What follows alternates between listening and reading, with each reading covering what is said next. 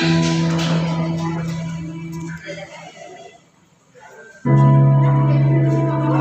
shalom. Sekali lagi shalom. Selamat datang Bapak Ibu saudara-saudara sekalian. Selamat beribadah. Mari kita mau siapkan hati kita untuk mengagungkan Tuhan, untuk memuliakan Tuhan, yang memberikan segala kemuliaan dan hormat bagi nama Tuhan.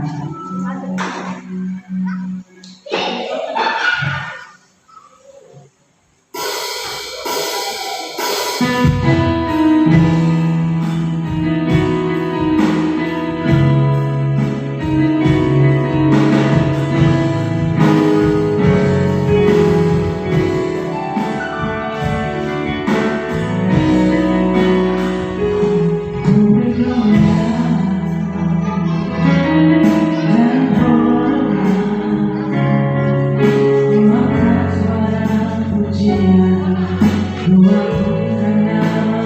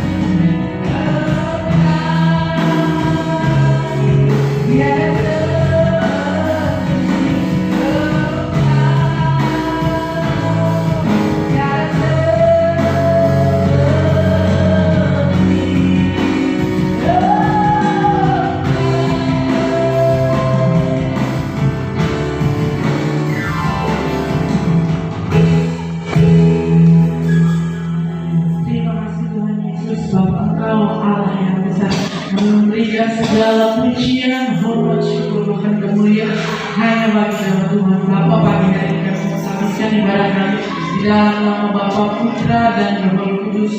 Biarlah terjadi sesuai dengan kehendak Tuhan. Di dalam nama Yesus kami berdoa dan bersyukur. Semua yang percaya sama-sama kita mengatakan amin. Puji nama Tuhan. Bapak Ibu, kita akan memuji Tuhan. Kita akan membaca kebenaran firman Tuhan dari Mazmur 16 ayatnya yang kedua.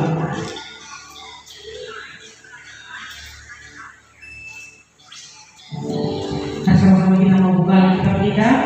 Mazmur 16 ayatnya yang kedua.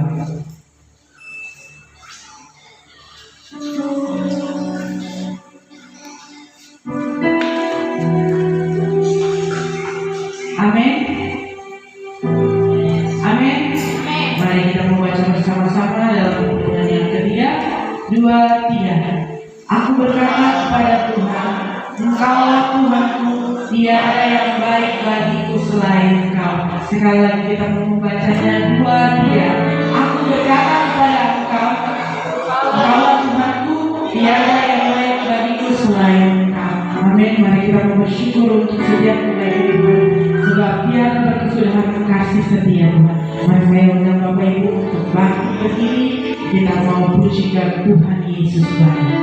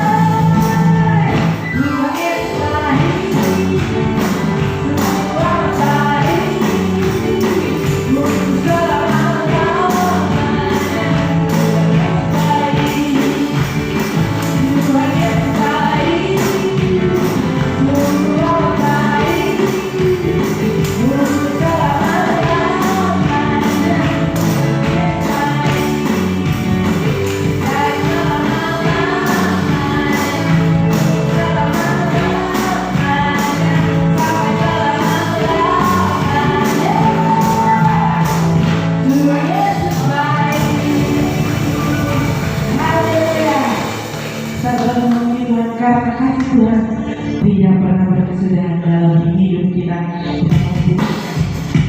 Haleluya, Tuhan.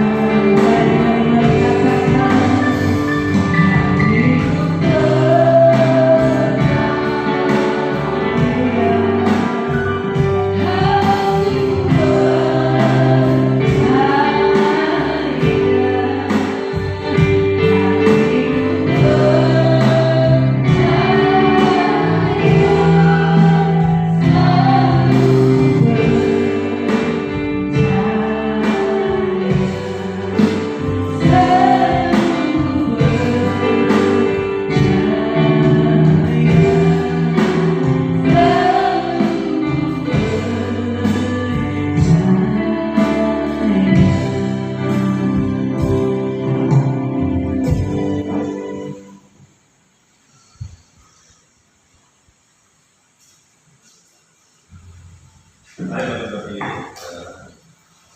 Hatiku percaya,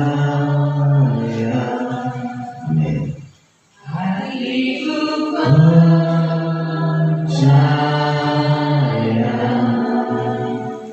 hatiku percaya,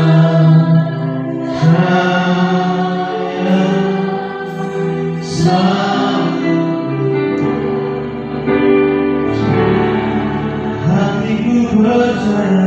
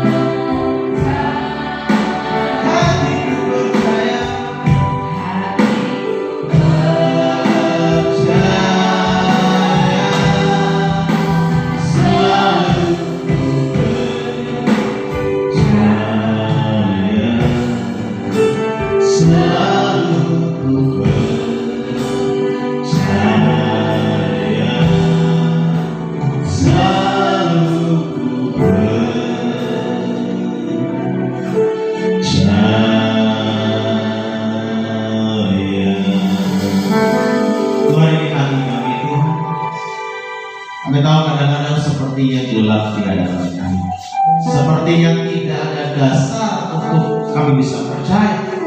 Tapi Tuhan, pujian ini mengajarkan kepada kami bahwa kami harus selalu percaya kepada-Mu, karena Engkaulah yang dapat diharapkan dan Engkaulah pribadi yang dapat diandalkan dalam kehidupan kami. Ajar kami Tuhan untuk terus percaya hidup dalam kemurahan Tuhan. Mari Kau berbicara buat kami di pagi menjelang siang hari ini, agar setiap kami sungguh-sungguh mengerti akan setiap kebenaran firman Tuhan. Dan biarlah hati kami seperti tanah yang subur, yang siap ditaburi oleh kebenaran firman Tuhan, dan dia akan terus bertumbuh, berakar dan berbuah. Urapilah hamba untuk boleh menyampaikan kebenaran firman Tuhan di siang hari ini. Kami sudah berdoa dan bersyukur. Mari semua sama-sama katakan amin. Ya, sebelum duduk, mari bisa berikan jabat tangan buat 5 orang sambil bilang percaya hidup dalam kemurahan Tuhan.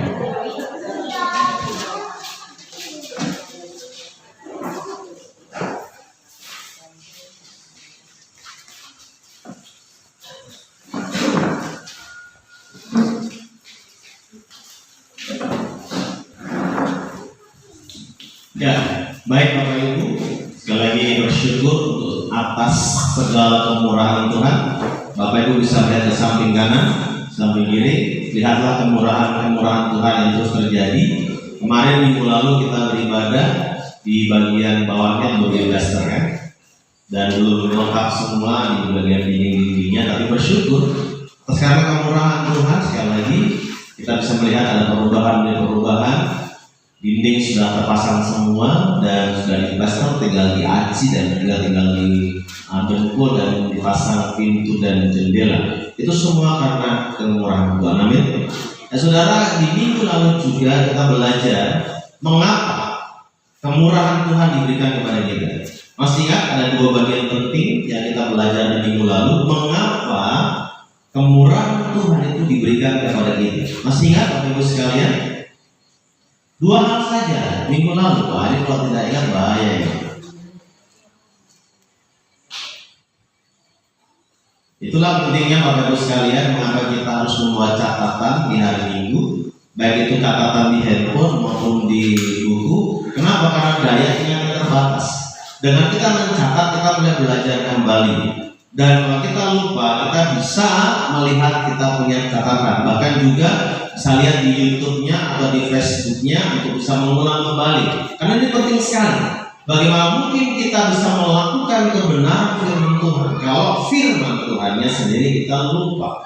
Bisa tanya lagi sekali lagi. Coba diingat-ingat minggu lalu, masih ingat kira-kira mengapa kemurahan Tuhan itu diberikan kepada kita yang sebenarnya kita tidak layak untuk mendapatkan kemurahan itu? Ya, Tuhan mengasihi kita. Yang kedua, Tuhan memberikan sebuah kesempatan buat kita boleh bertobat. Itu minggu yang lalu. Dan di minggu ini saudara, kita akan belajar setelah kemurahan Tuhan kita boleh alami sebagai bukti kasih Tuhan dan juga memberikan kesempatan buat kita bertobat. Maka apa respon kita? Apa respon kita terhadap kemurahan Tuhan yang sudah diberikan dalam hidup kita? Karena saya percaya bahwa setiap kita sudah menerima kemurahan Tuhan, bukan hanya kita mendapatkan keselamatan, tapi juga dalam kehidupan sehari-hari sampai dengan hari ini, itu bukti bagaimana kemurahan Tuhan begitu luar biasa atas hidup kita. Amin. Saudara, kita ada di tanggal 22 Desember dan saya ingin mengucapkan kepada semua ibu-ibu karena ini adalah hari ibu. Jadi ibu selamat ya. Karena ada ibu-ibu makanya kita semua bisa dirawat sampai dengan hari ini. Jadi saudara, dari awal Januari sampai dengan hari ini kita ada semua karena kebaikan dan kemurahan Tuhan. Saudara, ada banyak orang yang sudah melewat, sudah check out duluan, sudah game over duluan. Tetapi kita masih ada. Bahkan kemarin saya bisa melihat bagaimana ada beberapa orang yang bisa merayakan pertambahan usia. Ada yang 15 tahun, ada yang mungkin 40 tahun, saudara. Bahkan ada yang komplain begini, Bapak, bukan genap usia saya, tapi ganjil karena 15, bukan 16. Saudara, itu bukti kemurahan Tuhan atas kehidupan kita. Belum lagi saudara, hal-hal yang lain lagi. Kita masih bisa berkumpul bersama-sama dengan kita punya orang tua, dengan kita punya anak-anak. Itu bukti kemurahan Tuhan yang luar biasa. Bahkan saudara, kita masih diberikan kesempatan buat Tuhan untuk beribadah. Saudara, lihatlah kita punya teman-teman, kita punya sahabat-sahabat, kita punya saudara-saudara di luar Papua yang mau beribadah saja itu susah. Tadi malam saya lihat di story Facebook saudara, ada satu gereja di Sumatera Barat yang dibongkar. Karena apa? Karena memang tidak bisa beribadah, itu situasi. Tapi kalau hari ini saudara masih diberikan kebebasan untuk beribadah, itu semua karena apa? Karena kemurahan Tuhan. Lalu apa respon kita terhadap kemurahan itu? Ada 3 bagian penting yang kita belajar di pagi hari ini atas apa yang harus kita lakukan atas kemurahan Tuhan. Yang pertama saudara, kita harus diam di rumah Tuhan. Katakan sama-sama, diam di rumah Tuhan. Coba kita lihat firman Tuhannya dalam Mazmur pasal 23 ayat yang ke-6, bisa ditampilkan. Mazmur 23 ayat yang ke-6.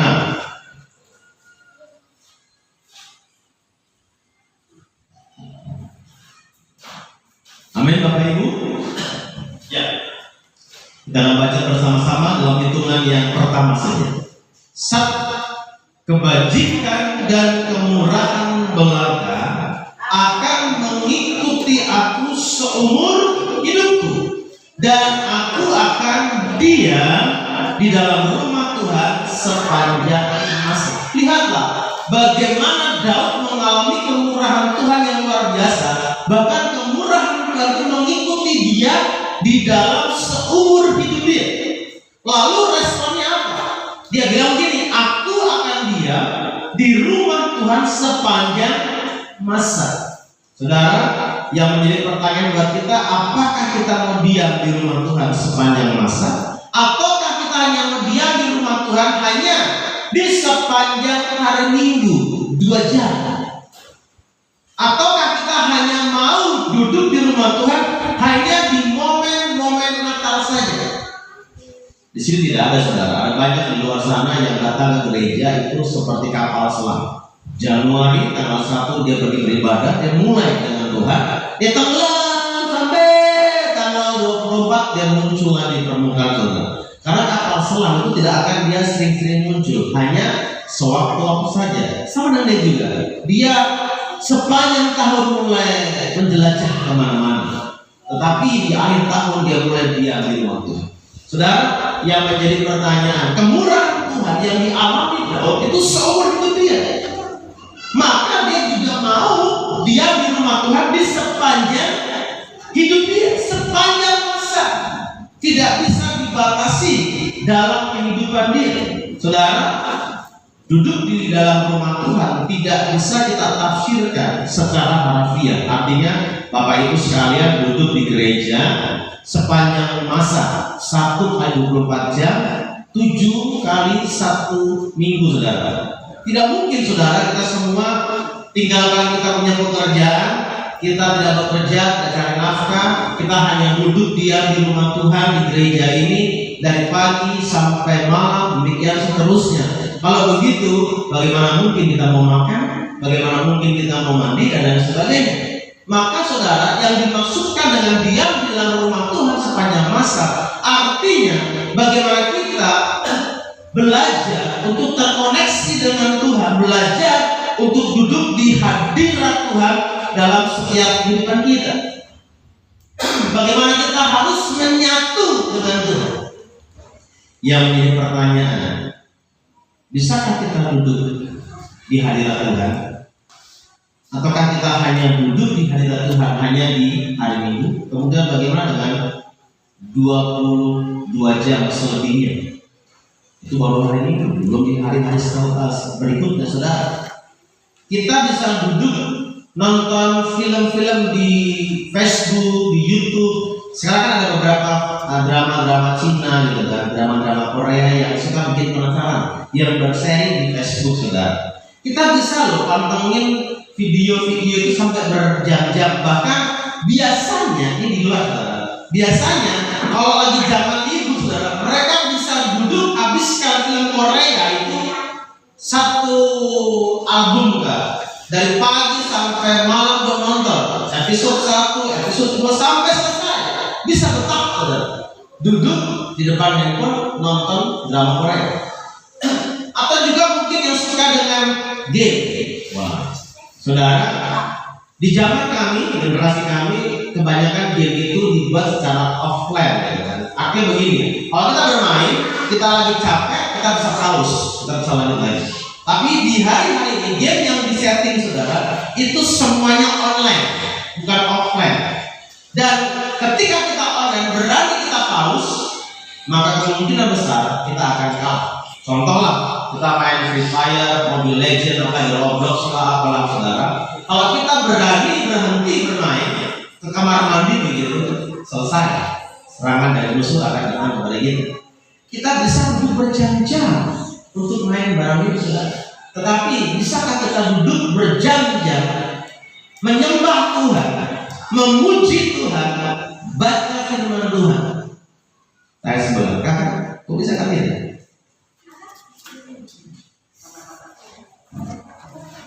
Yang sudah bekerja, kita bisa duduk di posisi tempat kita bekerja berjam-jam, 8 jam kurang 1 jam beristirahat, 7 jam, saudara, bagi 2. Kita bisa duduk di depan laptop, depan komputer berjam-jam mengerjakan begitu banyak pekerjaan. Mau suka ataupun tidak suka, kita harus duduk di situ mengerjakan itu semua sampai selesai. Bahkan kadang-kadang kita tidak boleh menggunakan handphone. Ada beberapa pekerjaan, saudara, yang tidak boleh menggunakan handphone selama bekerja. Contoh berwudu. Pegawai berwudu itu, maka ketika mereka kerja, handphonenya disita, ditaruh. Dong bisa loh, tinggalkan handphonenya itu bekerja. Tapi bagaimana dengan kita? Bisa tidak tinggalkan kita punya kesibukan setting selama ibadah? Saudara, pegang handphone boleh, karena kita sudah zaman teknologi, zaman digital gitu kan. Tetapi saudara pastikan bahwa yang kita tonton adalah Alkitab dan catatan, atau mungkin kita buka contoh begini. Sekarang ada zamannya orang khotbah itu kita mencoba memastikan khotbah pendeta ya. Contoh, dia bilang bahasa aslinya adalah Kronos. Wah, dia melihat di Google. Betul kan tidak pendeta itu bicara bahasa asli sesuai tidak? Ya masa itu sudah seperti itu, saudara. Kalau dong bicara apa, cek dulu kebenarannya di dalam firman Tuhan. Kalau kita menggunakan handphone sebatas itu, membuka Alkitab, membuat catatan dan mungkin mengecek apa yang disampaikan ke khotbah, tidak masalah. Tetapi kalau kita mulai membuka WA di sana, membuka Facebook di sana, itu dipertanyakan. Ketika kerja bisa lo tinggalkan semua, tetapi bisakah kita duduk di hadirat Tuhan? Ingat, kemurahan Tuhan itu terlalu banyak dalam kehidupan kita. Tuhan yang minta bagaimana setiap kita duduk di hadirat Tuhan. Saudara, ada perbedaan zaman sekarang dengan zaman dahulu ketika mereka beribadah. Di zaman dulu, ketika orang beribadah, ada namanya korban persembahan, betul? Ada korban penghapus dosa, korban keselamatan, dan korban itu sifatnya apa? Berupa binatang dan harus disembelih. Bisa bayangkan berapa jam mereka beribadah? Bawa binatang, proses penyembelihan berapa jam? Lama kan? Tapi mereka bisa mempersiapkan dengan baik. Dan kita, Daud saudara itu raja. Kira-kira saya tanya, raja itu sibuk atau tidak? Sibuk? Oh tidak. Saudara, yang namanya raja, diperhatikan saudara. Para presiden itu, bagaimana posisi kantong matanya ketika awal menjabat dan selesai menjabat? Nyata kantong matanya dia turun kan? Karena orang tidur. Kalau mungkin orang raja di tempat ini mungkin ngomong kurang banyak bekerja, lu tinggal santai saja. Sedangkan prinsipnya raja itu bertanggung jawab atas segala sesuatu. Tetapi sesibuk-sibuknya raja, Daud bilang gini, aku akan diam di rumah Tuhan sepanjang masa. Lalu sebelah, aku sibuk atau sok sibuk? Kita sibuk atau sok sibuk, saudara? Ada saja alasan, ya tugas kuliah, tugas pekerjaan, tugas sebagai ibu rumah tangga, sebagai bapak rumah tangga, apa saja, ada saja alasannya, saudara.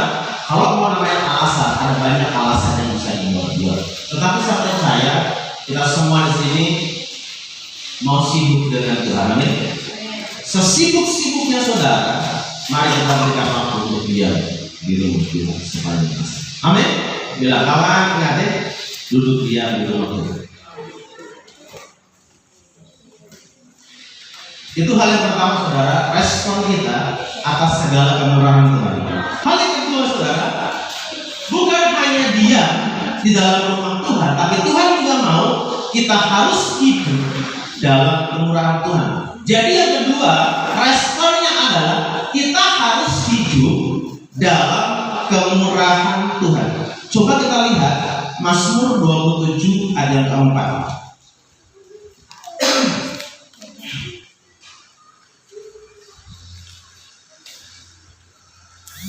Mazmur 27 ayat 4. Ini adalah lagunya. Satu hal telah ku minta kepada Tuhan, terus itulah yang ku ingini, terus diam di rumah Tuhan, terus menyaksikan kemurahan Tuhan dan menikmati baiknya dan menikmati kuasanya dan menikmati kasihnya dan menikmati firman-Nya. Saudara, lihatlah bahwa ketika Daud itu diam di dalam rumah Tuhan, dia tidak hanya mau diam saja, tapi dia mau hidup di dalam kemurahan Tuhan. Untuk apa? Untuk terus melihat, menyaksikan kemurahan Tuhan, bahkan bukan hanya menyaksikan saja, tetapi dia boleh menikmati kebaikan Tuhan. Saudara, beda antara kita melihat dengan kita menikmati. Kadang-kadang kita begini, Tuhan, saya kok cuma melihat ya teman-teman saya berhasil, saya lihat ya teman-teman saya itu sukses, kapan saya? Tetapi Daud bukan hanya melihat bagaimana kemurahan Tuhan itu benar-benar dia lihat, depan mata dia, tetapi juga dia melihat dan mengalami sendiri bagaimana kemurahan Tuhan itu berlaku dalam kehidupan dia. Makanya dia bilang, saya mau hidup dalam kemurahan Tuhan. Saudara, Daud itu pernah jatuh dalam dosa. Dan saya pikir saudara, setiap kita juga pernah jatuh dalam dosa. Karena nobody's perfect. Pasti kita pernah jatuh dalam dosa. Atau mungkin saudara kita timbang-timbang, kita melihat beruntung, mungkin kita punya kehidupan gak sejahat Daud. Tetapi saudara lihatlah ketika Daud berbuat dosa, Tuhan tegur Daud lewat Nabi Nathan. Lihatlah bagaimana respon dia. Dia mau bertobat. Ingat, kemurahan Tuhan diberikan supaya bertobat. Setelah dia bertobat, dia mau hidup dalam kemurahan Tuhan itu. Dia mau mengalami sebuah perubahan dalam kehidupan dia. Artinya apa? Ketika kita hidup dalam kemurahan Tuhan, harusnya kita hidup menjaga kekudusan kita. Amin. Itulah mengapa GKR punya tema sentralnya dalam dia punya logo gereja, Holiness unto the Lord, kudus bagi Tuhan. Karena kita harus menjaga kekudusan itu sebagai bukti bagaimana kita hidup di dalam kemurahan Tuhan. Jangan kita sudah alami kemurahan Tuhan, tetapi saudara justru kita malah tidak menghargai kemurahan Tuhan tersebut. Dengan dengan kita hidup sesuka hati kita sendiri. Mau ibadah ya ibadah, mau berdoa ya berdoa. Bahkan kadang-kadang saudara kita ibadah sesuai dengan kita punya mood, gitu, saudara. Kalau moodnya lagi bagus ya kita beribadah. Bahkan kadang-kadang melayani Tuhan juga sesuai dengan kita punya suasana hati. Kalau hatinya baik, saya mau melayani. Kalau ada masalah, saya tidak mau melayani. Tidak bisa.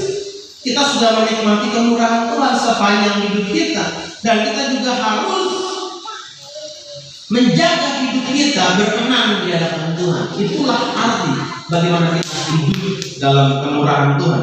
Tapi juga saudara, hidup dalam kemurahan Tuhan itu artinya kita mengandalkan Tuhan. Saudara, Daud itu kan dia punya pengalaman perang, betul? Dari masa mudanya dia punya pengalaman berperang. Bahkan dia dialurkan begini, Saul mengalahkan berapa? Beribu-ribu orang. Daud berlaksa-laksa. Dan berulang kali Daud mengalami kemenangan dan kemenangan. Bahkan dia punya pengalaman yang spektakuler. Dia mengalahkan Goliat yang besar itu. Tetapi saudara, meskipun dia punya pengalaman berperang, tetapi dia masih mengandalkan kemurahan Tuhan. Dia datang di hadirat kita. Dia tanya, Tuhan, kira-kira saya maju tidak berperang? Tuhan, kira-kira saya mundur atau tidak? Selalu dia bertanya dalam pengambilan keputusannya, meskipun dia punya pengalaman. Saudara, dia punya uang. Orang bilang yang namanya raja, ya, kekayaannya tanda petik 7 turunan pun tidak akan habis. Tetapi dia masih duduk di rumah Tuhan. Dia ingin menyaksikan kebaikan Tuhan. Dia ingin melihat kemurahan Tuhan dalam kehidupan dia. Itu bukti bagaimana dia mau mengandalkan Tuhan dan mau hidup dalam kemurahan Tuhan, bukan hidup dalam kepintaran dia, bukan hidup dalam kemampuan dia. Coba, siapa di sini yang sudah punya gaji? Katakan, mau gaji harian kah, gaji bulanan kah, mingguan kah, atau gaji proyek? Kalau ada pekerjaan, dapat duit, yang dapat gaji ada di sini? Wah, tidak dapat gaji di sini. Yang punya penghasilan, katakan yang punya penghasilan. Baru anak kamu dapat penghasilan, uang saku ada uang saku. Itu tipu sekali. Setiap kita pasti punya penghasilan, baik dari orang tua yang sekolah atau uang jajan, gitu kan? Ada yang 50.000, ada yang 20.000, itu kan uang jajan. Itu penghasilan, dan itu perpuluhan juga, jangan lupa. Segala sesuatu yang kita dapat itu juga kita perlu perlukan. Dapat dari mama 20.000, jadi berapa perpuluhannya? 2.000. Jangan anggap kecil ya, bukan kecil kan kesetiaannya. Saudara, lihatlah bagaimana setiap kita punya penghasilan, apalagi yang sudah kerja, ada kan kontrak setiap bulan ada pemasukan.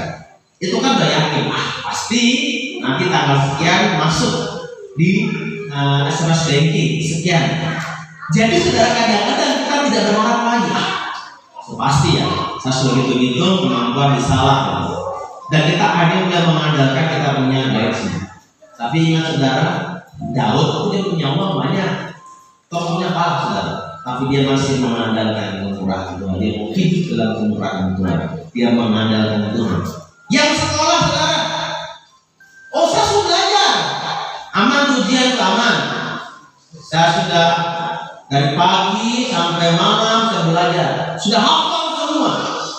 Sudah yakin, saudara, dengarkan baik-baik. Kita juga harus hidup dalam kemurahan Tuhan. Itu harus nyambung. Satu kali saudara, saya masih jadi pengajar di PDI di Jogja. Saya punya gembala, dia juga dosen di sekolah tinggi Alkitab saudara. Terus saya disuruh sama saya gembala untuk memeriksa hasil ujian. Saya kaget, Om, ini kok nilainya jelek semua? Ya jelek lah. Orang ujian malah berpuasa, itu nggak nyambung. Kalau orang ujian itu belajar. Nah ini kan saudara, orang ujian doa puasa, kita nggak nyambung. Memang harus mengatakan semua tidak. Itu harus namanya saya berkaitan berdoa iya, berpuasa iya, tapi belajar juga iya. Jangan, tapi juga tidak banyak belajar saja. Kalau kasih blank selesai.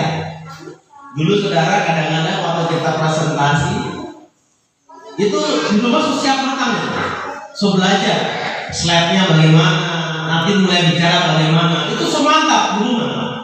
Begitu sampai di depan, lihat apa namanya teman-teman mata melotot, langsung dia punya ini bilang, dia blank. Kenapa? Itulah keadaan. Makanya Tuhan bilang, andalkanlah Tuhan, hidup dalam kemurahan Tuhan. Belajar iya, tapi juga mengandalkan Tuhan. Yang sudah bekerja, andalkan Tuhan, jangan andalkan kemampuanmu.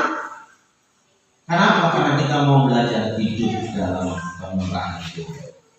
Daud pribadi yang luar biasa, dia hebat. Tadi dia bilang ini, satu hal yang aku minta ibadah. Aku mau diam di dalam rumah Tuhan semua hidup. Yang mau berjalan dalam Tuhan. Itu hal yang kedua. Yang pertama tadi apa? Diam di rumah Tuhan. Yang kedua, hidup dalam kemurahan Tuhan. Bilang sebelah, stop bikin diri jago. Buat kutik sedikit, selesai. Yang ketiga saudara, bagaimana respon kita atas kemurahan Tuhan? Yang ketiga adalah mengucap syukur. Coba kita lihat ayat yang terakhir, 1 Tesalonika 5 ayat 18. Nah, kalian tampilkan ini ayat yang terakhir. Kalau sudah bunyi terakhir itu puji Tuhan, sudah mau selesai. Kalian bisa main musik.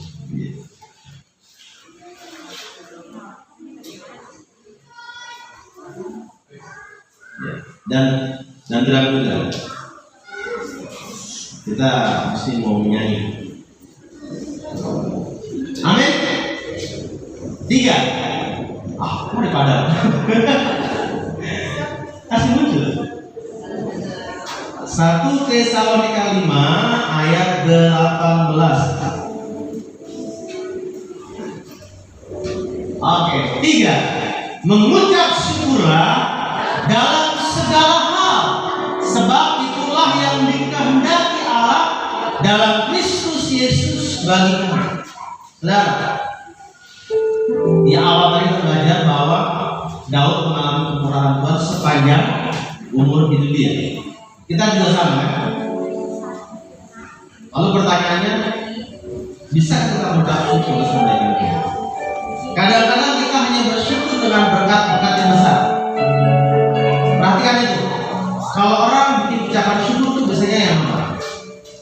Acara yang besar, ulang tahun, wisuda, apalagi anak lahir dan lain sebagainya, baptisan apalah, itu kita bikin pengucapan syukur. Tapi coba dapat uang 50.000, bersyukur kan tidak? Tapi beda kan bersyukurnya kan? Macam ada takarannya. Kalau berkatnya kecil, syukur juga kecil. Kalau berkat besar, bahkan dirayakan.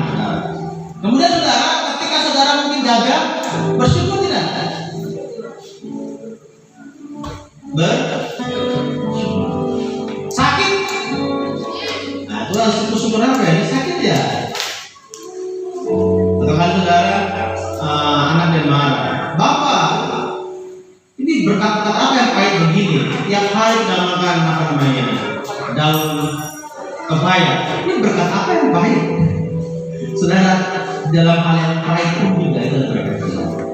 Saya belajar saudara dengan peristiwa yang viral kemarin saudara, yang jual es kan itu, mestinya yang viral es kan itu. Oke, di sisi lain saudara, dia dihina, dan dilecehkan pekerjaannya. Tetapi saudara, di dalam penderitaan itu, dalam pelecehan itu, ada berkat besar loh. Dapat apa lagi dia? Bisa pergi umroh, gitu kan? Bisa pergi, bisa dapat duit, motor.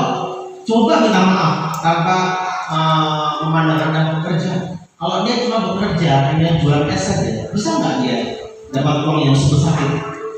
Tidak. Susah. Bisa mungkin lama sekali. Tapi lihatlah, karena dia ingin dia mendapatkan sesuatu yang baik. Artinya apa saudara? Segala sesuatu baik adanya. Ya, sebab Tuhan baik. Sebab Tuhan baik. Amin. Sebab Tuhan baik. Sebab Tuhan baik. Anugerahnya kekal selalu. Dan sebab Tuhan baik. Sebab Tuhan baik. Kita sebenarnya sebab Tuhan baik. Sebab Tuhan baik. Sebab Tuhan baik. Anugerahnya kekal selalu.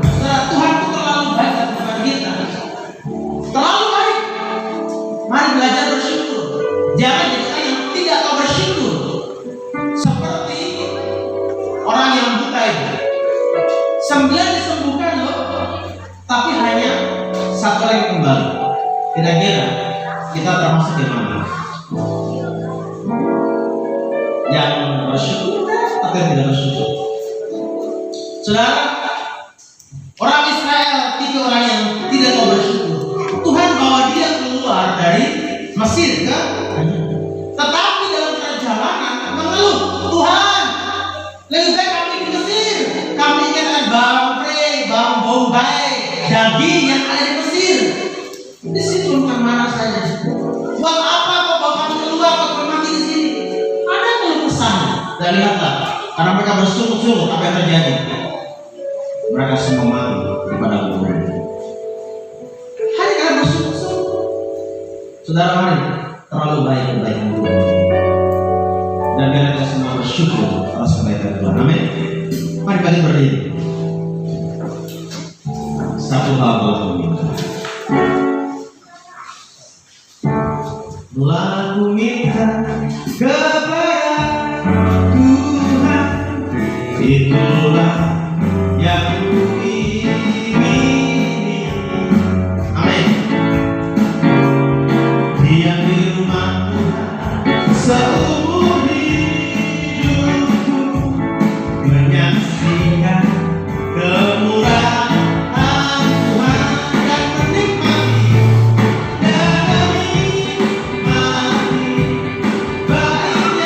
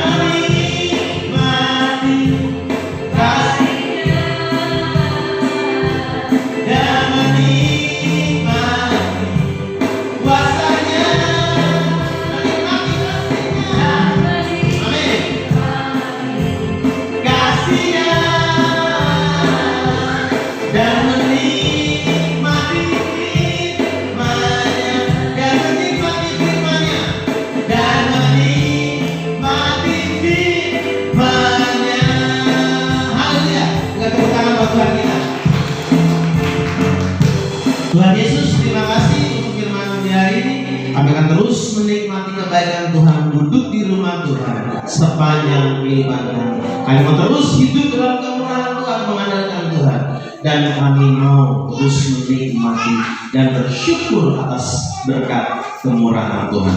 Kami sudah berdoa dan mengucap syukur bersama sama katakan amin. Silakan duduk, Tuhan Yesus berkati.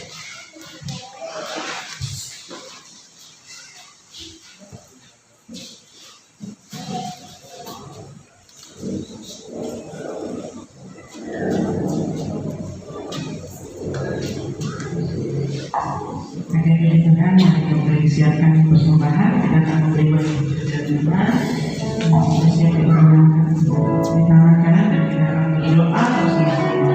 Tuhan Yesus, terima kasih untuk firman Tuhan yang telah memberkati kami di masa memberkati bagi kita semua. Tuhan Yesus memberkati setiap persembahan kami yang menjadi berkat bagi pekerjaan di rumah Tuhan. Berkati setiap kami yang memberi dalam kekurangan bahkan dengan kami. Dalam nama Yesus kami berdoa dan bersyukur. Haleluya. Amin.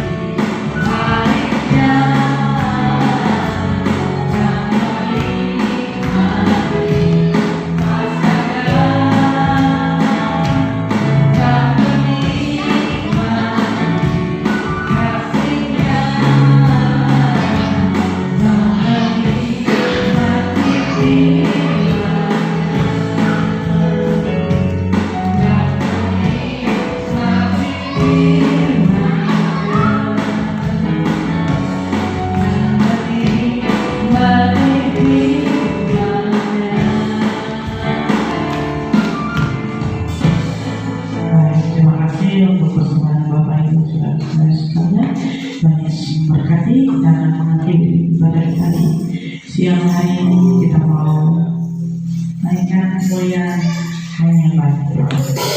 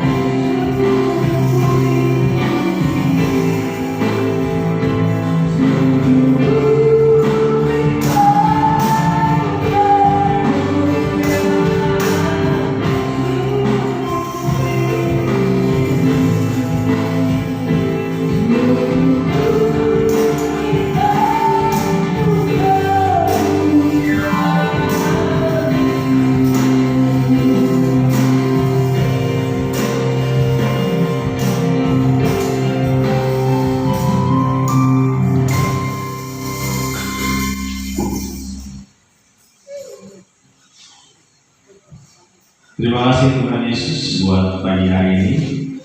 Bersyukur setiap kebaikan kemurahan Tuhan yang boleh beribadah dengan sukacita. Dan kalian Tuhan yang bersyukur untuk setiap kemurahan Tuhan, kami terus berdoa buat pemerintah kami. Tuhan terus memberkati pemerintah kami, untuk Pak Presiden, Wakil Presiden, para menteri yang ada, gubernur, wali kota, bupati, Tuhan memberkati mereka. Bahkan juga untuk setiap para pejabat daerah yang sudah terpilih, dan berdoa Tuhan juga menolong mereka, memberkati mereka. Bahkan juga yang ada sengketa-sengketa, Tuhan juga menolong dan bertangan di dalam. Kami juga berdoa untuk setiap umat-Mu yang di sepanjang minggu ini berulang tahun bila berkat Tuhan mengalir atas hidup mereka. Tetapi juga ketika ada jemaat yang sakit, kami berdoa di dalam nama Tuhan Yesus, Tuhan sembuhkan mereka. Tuhan Yesus, kami juga berdoa untuk pembangunan. Kami sangat-sangat bersyukur. Kami sudah ada di tahap yang sekarang. Kami sudah melihat gedung ini berdiri, dan kami menyerahkan untuk proses finishingnya dalam tangan Tuhan. Untuk beberapa kekurangan yang ada, Tuhan sendirilah yang akan menyelesaikannya. Kami juga berdoa untuk tanah di sebelah gereja kami. Kami percaya bahwa Tuhan akan menolong kami, Tuhan akan memberkati kami dan memberikan buat kami di dalam nama Tuhan Yesus. Kami juga menyerahkan rangkaian ibadah di sepanjang sepekan, baik Tuhan akan bertangan di dalam. Mari umat Tuhan angkat tangannya dan ambilkanlah doa berkat ini. Diberkatilah engkau oleh Tuhan. Diberkatilah pertumbuhan rohani saudara oleh Tuhan. Diberkatilah pendidikan saudara oleh Tuhan. Diberkatilah pekerjaan saudara oleh Tuhan. Dan diberkatilah keluarga saudara oleh Tuhan. Kiranya kasih karunia daripada Allah Bapa dan kasih sayang daripada Tuhan Yesus Kristus serta penyertaan Roh Kudus menyertai kita mulai hari ini sampai selama-lamanya. Terima kasih Yesusku, terima kasih Yesusku, puji syukur hanya bagi Tuhanku. Terima kasih Yesusku, terima kasih Yesusku, puji syukur hanya bagi Tuhanku. Puji syukur hanya bagi Tuhanku. Puji syukur hanya bagi Tuhanku, Tuhanku. Amin. Silakan mengambil waktu sejenak.